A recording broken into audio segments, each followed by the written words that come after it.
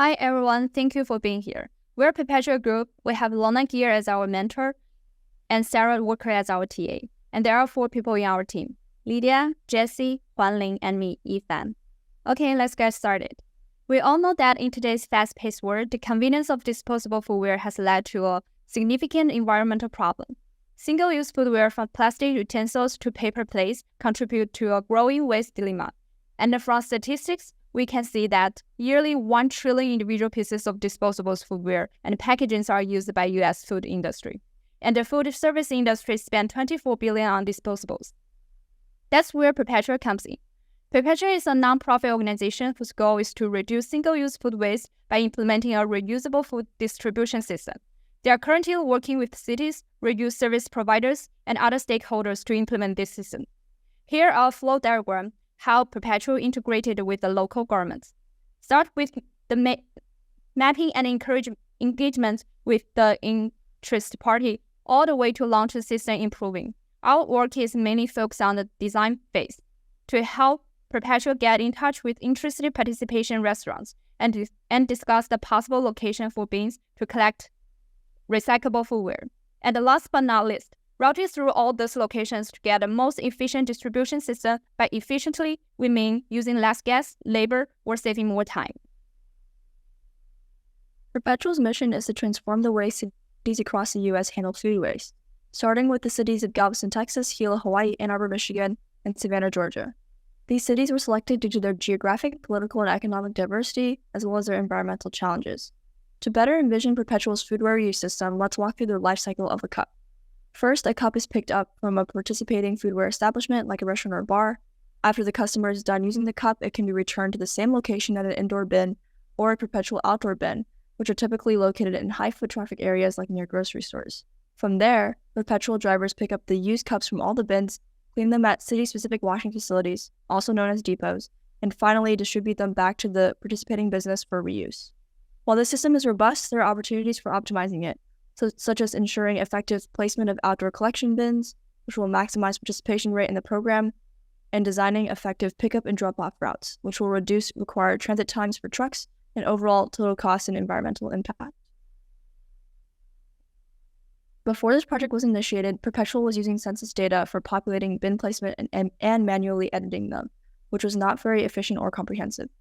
Last quarter, the Perpetual Clinic team mainly worked on planning how the pipeline should work and an initial build-out of the Galveston routing. To continue and improve on this, our project focuses on building a pipeline that automates placing collection bins and routing collection vehicles to collect and drop off foodware in any city. Our focus has been to scrape and clean data on businesses that are points of interest for bin placement. This quarter, we've successfully created a script that collects points of interest for Gila, Hawaii, Perpetual's next launch site. I've been working with Google Places, and Jess has been working with the Yelp API, which we've chosen due to their extensive databases, customizable search, and ease of integration with applications. After collecting the points of interest, we're cleaning them to fit into the routing and ensuring we've collected all relevant information. The second focus of our project is to construct an optimal and resilient routing strategy, using Galveston as a test case. To do this, Huanlin is using Google OR tools, which is a popular routing and optimizer tool, and Yifan is using Gurobi, which is a more mathematical optimizer tool. They're working to complete the development of a more efficient and scalable routing system and to visualize these routes for interpretability. This is an overview of the pipeline we've created. We start with a GeoJSON file that contains geographical data on a given city, read it into the Python script we created that computes a bounding box and divides it up into smaller cells, which interfaces with the Google and Yelp APIs to search for points of interest to collect within a radius that surrounds these cells, and then outputs a list of businesses, which is read into routing solvers like Google OR tools and Gurobi, and put into route interpreters like OSM&X, which allows us to visualize routes and conduct sensitivity analysis.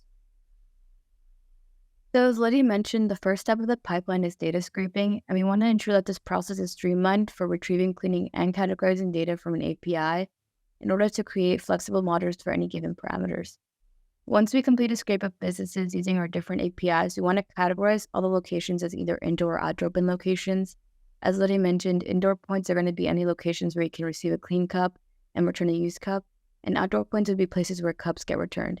Yelp is great for businesses like cafes, restaurants, or any other service-oriented businesses, which we often categorize as indoor bin points. And Google Places works well for publicly accessed areas like parks and transit spots, which are our outdoor bin locations.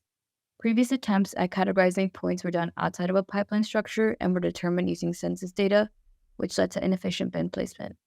To continue making our model process automated, we turned a list of rules for bin placement given to us by Perpetual into algorithms and implemented them into our pipeline. For example, Perpetual wanted an outdoor bin for returning used foodware at every parking lot with frequently visited stores like pharmacies or grocery stores. We implemented this rule by pulling all the locations with matching business categories, finding an existing parking lot, and marking the location as an outdoor bin. Once we have all the categorized points, we can create a visualization of them, and Perpetual will use this visualization to reach out to selected businesses and community partners to start the next step of the design process. So here's the actual visualization of these points I was talking about. The orange points are points we've scraped using our APIs, and they're already categorized by the types of points they are, so stores and parks. And then the blue and red points here are actually suggestions from the community. And we can see there's a lot of overlap, which is really helpful because we want to make sure that our models are integrated well into the community so they're non-invasive and have a high usage. Next steps for this pipeline would be to integrate other APIs into the script for scraping, such as TomTom or Bing Maps, and to evaluate the differences in data quality and representation across these services, to perform record linkage in order to drop duplicate point of interest records across all services, to continue turning the rules for categorizing bin locations as outdoor versus indoor points into algorithms, and lastly, to formally evaluate bin locations suggested by community members and those suggested by the algorithm. We want an optimal integration of both. So the second part of the pipeline primarily concerns asking these two questions of how do we collect dirty reusables and how do we redistribute cleaned ones? So Perpetual's given solution is to dispatch a bunch of collection vehicles. So think like garbage trucks or recycling trucks. And the problem we're trying to solve is a capacitated vehicle routing problem, or CVRP for short. And basically there are a bunch of locations that we want to visit. We want to dispatch these vehicles from a central depot, and at the end of the day, when they come back from their routes, we want them to drop off all what they were able to collect. And we want to find the shortest set of paths possible to do this, and we want each of the vehicles to stay below their maximum carrying capacity. So this is just a general overview of what our pipeline looks like. We want to first take the data we get from part one of the pipeline and pre-process it for routing. Then we actually run the routing algorithms on our data. So once for collection of dirty bins and once for the collection and redistribution of dirty and clean bins. And then we can visualize the routes and points of interest to interpret them and analyze how sensitive our outputs are to the parameters we input. So the first question we want to ask is how to actually collect the dirty foodware.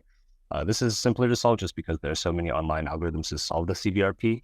And as Lydia mentioned, we are working with Google OR tools and Ruby Optimizer. And all we have to do is dispatch enough trucks with enough capacity to collect everything in the city, and the algorithm will automatically decide the shortest path to do so. And it'll even take out trucks if we add too many and they're unnecessary to the solution. The second question is, how do we redistribute clean foodware? So this one's harder to solve just because we need to start trucks off with some number of clean bins. And so the question becomes, how many bins do we actually load onto each of these trucks? And the approach that we came up with is to run pickups and drop-offs simultaneously. So this will save a lot of labor, gas, and time just because we're doing two rows with one stern. And we can practically solve this problem by assigning the total drop-off demands of each of the pickup loops that we solved first. And we take that total and start each truck off with that starting load. And then we rewrite drop-offs as negative pickups so that the algorithm can sort of understand that things need to be dropped off. Here are some statistics to summarize the efficiency of our solutions. So we came up with a metric, meters traveled per cup, to describe how efficiently we can move these cups around. Google came up with a solution that gave us 3.06 meters traveled per cup, and Gurobi gave us 3.4. We would like to decrease this score because this would involve either increasing the number of cups in circulation, so that might also mean increasing the number of participating locations, or we're decreasing the distance traveled, so finding more optimal routes. We can also see an example output for Google OR tools, and we can see this is a zoomed in map of Galveston where we had 3 routes, and all these points are sort of color coded based on which route they're attached to. You can click on any of the points to find out what kind of point it is. If it's a restaurant, if it has an address, it's weekly drop-off demands, daily pickup demands, and what kind of vehicle we want to service it with. Next steps for the routing portion would be to conduct a feasibility analysis of adding bicycles to routes. Another step would be to apply the routing to Hilo, Hawaii, and to work with Perpetual to create its routing map. And lastly, to begin the routing and bin placement maps for Ann Arbor, Michigan. To conclude, there are 2 impact deliverables from our group. First is the data scraping and cleaning. Our team has developed a robust data collection pipeline that identifies and categorizes key locations. By moving from manual census-based method to a more automated dynamic approach, we've improved the efficiency and covered more Foodware collection points. This approach allows ensure strategic placement of bins, making the recycling model universally accessible and encouraging a wider participation. And then this approach also increases the accuracy of points of interest mapping and incorporate with community feedback for further model improvements. Second deliverable is route optimization and scalability. Critical to our project success is to developing a scalable routing system that facilitates pickup and drop-off at the same time, which reducing time, labor, and energy spending. This innovation not only streamlines operation in our pilot cities, but also provides a blueprint for expanding the program to another city. And at the end of our model, we also added a parameter sensitivity analysis that will allow cities to choose between plans and find their perfect fit. That concludes our presentation for today. Thank you for listening.